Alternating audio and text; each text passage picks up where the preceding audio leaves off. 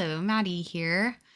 This week, we're doing a part 2 to talking about the book Just Listen by Sarah Dessen. Last time, I talked about how Annabelle goes through a lot and she just stays quiet. She doesn't tell anybody.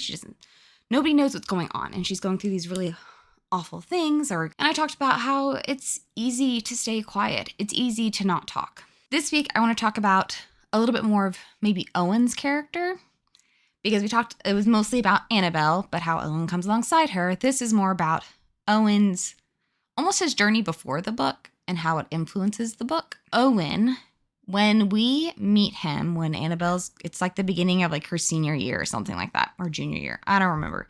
It's the beginning of a school year and they're high school students. And Owen has been gone for the last like semester, and he's tall and brooding and always listening to music and whatever. So there's lots of rumors going around about him and what he's been doing for the last 6 months, year, whatever. I don't remember the exact timeline. As we get to know him, as we learn more about his character, he's dealt with a lot of anger issues and he was not responding appropriately. And so he had to remove himself. I think it was something happened and he had to literally legally like go through counseling. So he is very much aware of his issues. So the beginning of the book is him coming back. And Annabelle, kind of looking at him, almost scared of him, like, because everyone just made up all these rumors about where he's been and what he's been doing. Think like 10 Things I Hate About You with Heath Ledger, and there's all those rumors, but he's like, no, it's just like taking care of my grandma or something like that. It's way less exciting than you think it is, because they're not all that scary. Owen opens up to Annabelle about where he's been, what he's been doing, yada, yada. And he has these rings. And for him, one of them says, like, F this. The other one says, or not. And I wasn't going to get curse words on rings. So mine say, screw this, or not. And the idea being, you can let this thing make you angry, upset. You can react however you want, or not. And that's not to say you can control every reaction you have all the time, but you do have some control over maybe even the degrees of your reaction. You have control over how much you allow a situation to give you these negative emotions, to make you angry, upset. It's always a battle between the conversations of you have control and over things and you have no control over things, because things just happen and there are situations that make literally every single person angry. And so it's like, well, what are you supposed to do then? Not ignoring those arguments, but just saying, for this specifically, this is just, in general, it can be pretty blanketly applied. Don't think that's correct, but that's okay. Applied that with every situation in life, you can, to some degree, control your reaction. And that's what Owen has learned leading up to the beginning of this book. And that is not to say he now perfectly has control over his emotions. He's still very much a teenager. He's still very much learning. But the thing is, he knows that he's learning and he knows where he's starting from. He's been given tools to help himself choose the or not. Because you can get upset or not. You can let it take over your life and control every single thing you think about or not. Because giving people and situations power over you in your life and just being like, oh, I can't help it, that's so frustrating. Because there are moments when you genuinely can't help it and you are genuinely just a pure victim of the circumstances. But there are so many situations where you can remove yourself, where you can stand up for yourself, where you can stand up for others, where you can voice your concerns, opinion, what have you. There are so many moments for growth and so many moments for choosing the or not. Choosing the or not, because sometimes that's just going to look neutral. Sometimes that's going to look positive. But by actively not choosing the negative thing and working to not choose the negative thing, it's difficult. It's not easy. And I'm not trying to say that it is easy. And that's why I'm talking about it. I'm talking about it because it's not easy. It is a constant thought to not be bogged down and negatively react, because it is so easy to get upset. It's so easy to get mad and angry and all of the negative things. negative emotions are really easy to tap into. And it can be so hard to stop yourself from feeling those negative things and trying to even just be indifferent. And that's what I'm wanting to highlight, because Owen, he very much has the outward version of anger. For him, it definitely came out more physically, like in fights and things like that. But for Annabelle, she has lots of negative emotions and negative reactions to things, but it's all internal.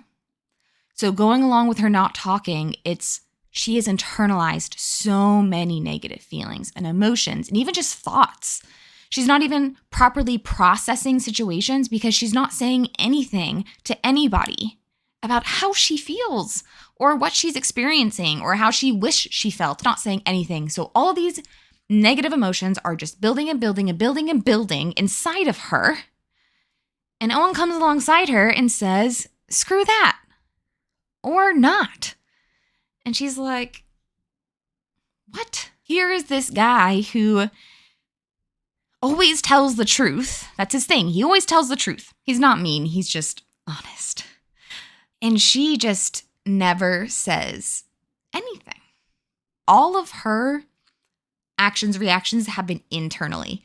It's kind of crazy looking at them and contrasting their two characters because she internalizes everything. And I didn't even realize how much until I really started digging into, it's my favorite Sarah Dessen book.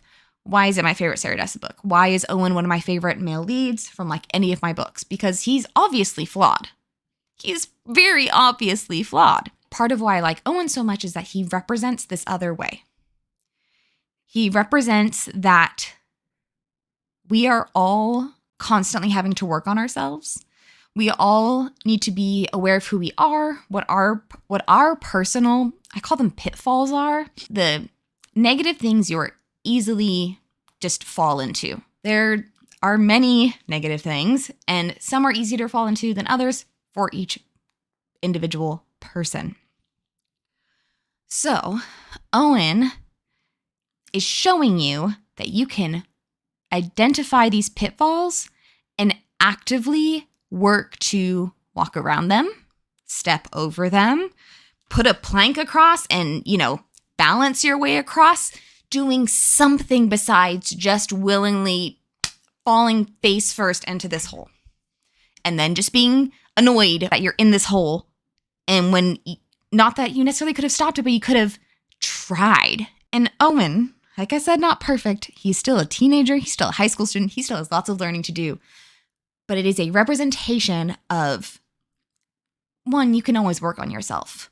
But two, it's so much more than even helping yourself have a good life.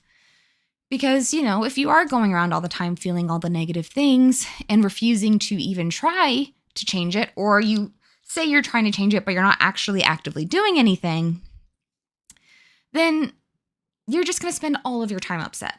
You're going to spend all of your time bogged down and frustrated with all these things that you're feeling and thinking.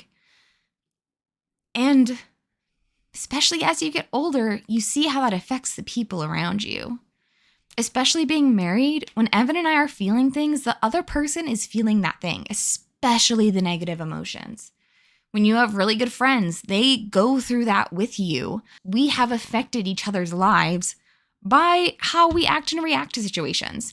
And always wanting to be better, always wanting to, it's the ripple effect, Even if you're being selfish and helping yourself, it will affect others in a positive way. It will ripple effect into your everyday life, to the people you see every day or every week or once a month or once a year, whatever. It's gonna ripple effect to those people. It's one of those things if you can't do it yourself, do it for others. If you can't do it for others, do it for yourself. Kind of whichever version of that is more motivating for you. I struggle with how my feelings affect others. I struggle with that a lot. So I am more like Annabelle in that I tend to internalize things because I don't want to upset the people around me. But in doing so, I make myself more upset. And then I just end up spewing all my negativity even worse because I just didn't say anything from the beginning. We've gotten lots better, but we are almost 30. We're not a high school student anymore. I absolutely adore his rings. Annabelle gets matching ones. I don't know if they say the exact phrasing, but they're similar to mine in that I think they might say something slightly different on the first one, but the second one says, or not. So I've got my rings, and they say, screw this, or not. I love them for a myriad of reasons. One, they make me think of one of my favorite books, which is cool. I like the subtle, like, book nerd things, where it's kind of like you don't quite realize it's a book nerd thing unless you start talking to me. And these rings are one of those things you wouldn't know unless you asked about it, which I love. But it's a book reference, which I love. But it's also such a good reminder that I've been saying this the last few videos, and it's just been hitting home for me so much that you are the person that lives your whole life. And by choosing to work on yourself, by choosing the positive instead of the negative, or even the neutral instead of the negative, you're going to have a better day. You're going to have a better week, better month, better year, better life.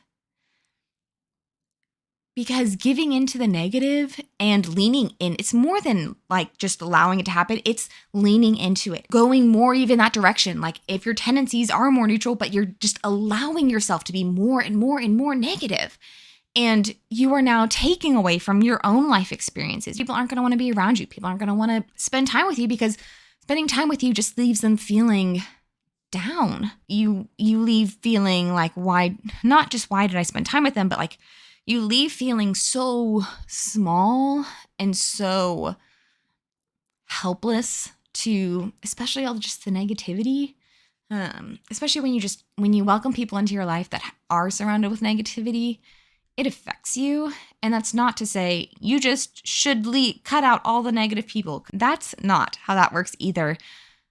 We need to love on people and be there for people and be the Owens to come alongside and say, screw this, or not. Should have referenced my notes more. But one of the things I wrote down so I wrote, Annabelle, internal, Owen is external. For Annabelle, it was, she's never healing because she's never talking about it.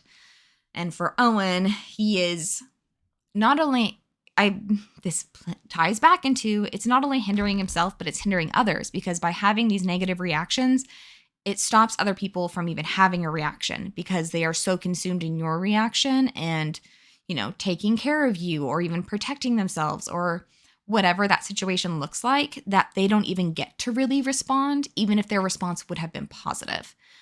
They just are stripped of that opportunity because the negative response just, fills the whole room. It overpowers all of the other feelings, all of the other anythings.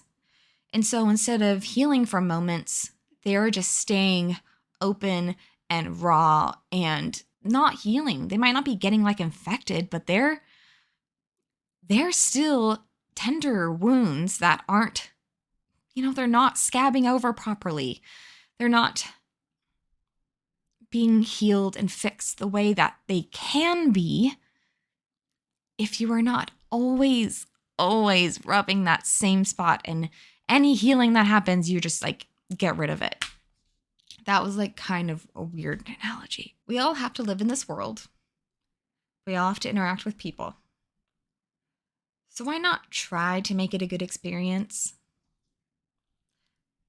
Not don't be yourself and internalize everything like Annabelle, but don't blow up on people either. You can be in the middle. You can know the moments when it is better to stay silent. You can know the moments when it is better to speak out. But in both of those moments, you can choose kindness. You can choose the less negative option. Your entire life is what are those stories, like the choose your own adventure stories? Your entire life is a choose your own adventure story. You get to pick, A, B, C, or D. That's just true. You get to choose whether to talk to a person or not. You get to choose whether to engage with the situation or not. You get to choose to go to that thing or not. All of your life is a choice every single moment. In this moment, I am choosing to sit down and film even though I'm tired. I just want to go lay out in the backyard and do nothing because my head kind of hurts. I'm tired. I need to drink water. I know I'm dehydrated. That's why my head hurts. But it's a choice. It is a choice. It is a choice. It is a choice. That it doesn't matter who sees this. It doesn't matter how many people watch it. It doesn't matter how many people like, comment, or subscribe. It doesn't matter because that's not the point. The point is I am making an active choice to partake in a thing that I enjoy. I enjoy reading, and I really love talking about reading. But I also know that there are lots of people that just haven't read what I've read, that aren't interested in the things that I read, which is totally fine. But this is it's just been a really cool outlet to say all the things I have in my head that I just don't say. It doesn't matter who sees this or who doesn't see this because I get to voice my opinion. I get to say the thing out loud that's been sitting in my head I probably read this book like 12 or 13 years ago for the first time. I read this book many years ago. I've read it many times since. So I have lots of thoughts on it. I have lots of thoughts and opinions. Like I said, there's a reason Owen is like my favorite male lead. The world can try its darndest to tell you you're doing things wrong, to tell you you should react a certain way, you shouldn't react a certain way, that you have every right to be angry. You have every right to be irritated and annoyed at the world. You have every right to that. But how much better is it to take a moment of, I could get really upset right now, and just not? I'm not saying don't ever get annoyed at anything ever, but I'm just saying moderate your responses. Be aware of when things are worthy of getting frustrated over. But the amount of situations that don't require a negative reaction, that get a negative reaction, is just skyrocketing. Wow, I've been filming for 30 minutes. Oh my gosh. My sister says my videos are too long, but this is probably going to be a long one because I have lots of feelings about lots of things. I would encourage you, if you do have questions, I would say start with the book because all of these thoughts have stemmed from this book and these characters. And yeah, I've kind of gone off on my own tangent, but this was their starting point. So I would encourage you to read the book if this has made you kind of think about that. So this was part 2 of Just Listen by Sarah Dessen. Next time we will talk about another book that I've already written a blog on, but want to talk more about because I have lots of thoughts and opinions on lots of amazing books. So with all of that, I hope you have a great rest of your day. I hope you have a great day, great night, great week, great weekend, great month, great year. I hope you have all the greats because you're truly worthy and deserving of them. So until next time, bye.